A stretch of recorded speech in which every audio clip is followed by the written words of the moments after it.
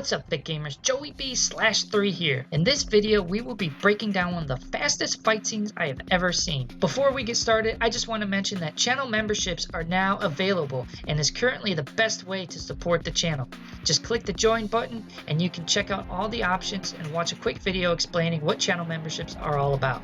Alright, let's get back to the video. The Bourne Identity was a great action thriller, but the fight scene we are going to analyze always sparked my interest because I could never see all the details during the sequence. Spoiler alert if you have not seen this film yet, but we are going to talk about some plot details to set up the scene, as I feel it is an important aspect as to how they shot and edited the scene, which I will explain later.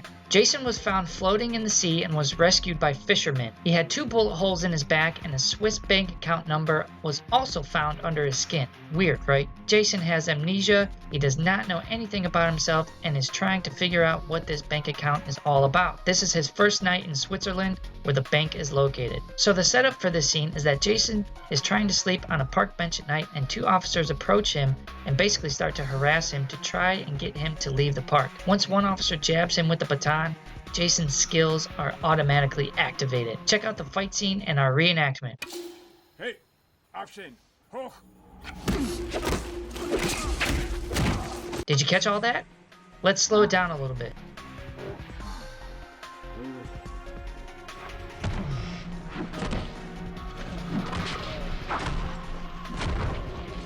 Still hard to see? Let's go even slower and discuss what we can see frame by frame. Once the officers become physical with Jason, he grabs the baton and starts his attack. For the sake of understanding, we will refer to the officers as Officer 1 and Officer 2. Jason stands up abruptly and uses the baton from Officer 1 to strike Officer 2 in the midsection. Notice that Officer 2 has his firearm out, and Jason already has grabbed the officer's wrist to try and control the weapon. Now Jason brings the baton up and to the opposite side very quickly and actually strikes Officer 2's arm in the process, starting to break his grip on the firearm. Apparently, Officer 1 is still holding on to the baton at this point. Now somehow Jason disarms the baton from Officer 1, but I can't really tell how he does it. All we can basically see in these frames is that Jason is still controlling the firearm at the wrist and pointing it away from himself while he turns towards Officer 2. In the next part, we see that Jason now has stripped the firearm from Officer 2, and he then delivers a backhand strike with the baton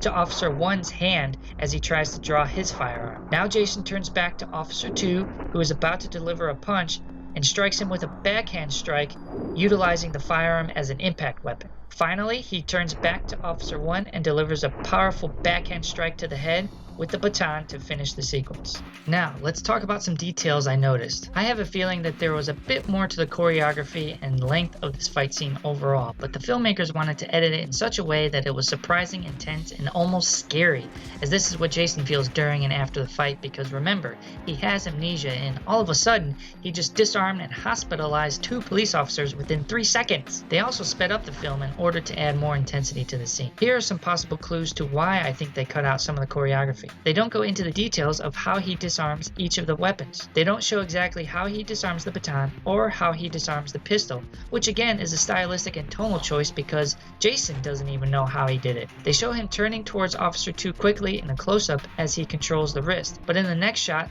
the baton is extended, Jason clearly has the firearm now, and the officer is bending down in pain, as if he just got hit again. However, there is no sound effect or strong visual reference to show this. You could argue that these could be continuity errors since they don't show exactly how the firearm got into Jason's hand. But other than that, this fight scene served its purpose very well within the story. I have a continuity error in my reenactment, so see if you can spot it and let me know in the comments what you think it is. Thank you all so much for watching. I hope you guys enjoyed the video. Please click like if you did, share the video with friends, and subscribe so you don't miss any other videos in the future. If you want to have a direct influence on what videos we do next, be sure to join the /crew option for channel memberships. That way you can put your exclusive vote into decisions made for the channel. As always, game on, stay fit, and keep on training. We will see you all in the next video.